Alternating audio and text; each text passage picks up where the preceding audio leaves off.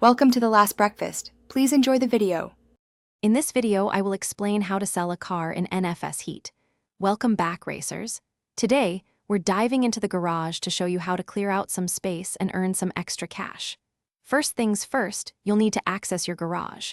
You can usually find this option from the main menu or by driving to one of your safe houses located around Palm City. Once inside, you'll see all your magnificent rides lined up and ready for action. Let's get started.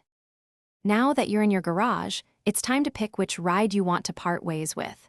Use your controller or keyboard to scroll through your impressive collection of cars. Once you've found the vehicle you're ready to sell, simply highlight it. You should then see a clear option, usually labeled Sell, appear on your screen. This will initiate the selling process for your chosen car, so make sure you pick wisely. After selecting the Sell option, the game will present you with a confirmation prompt. This is your last chance to double-check your decision.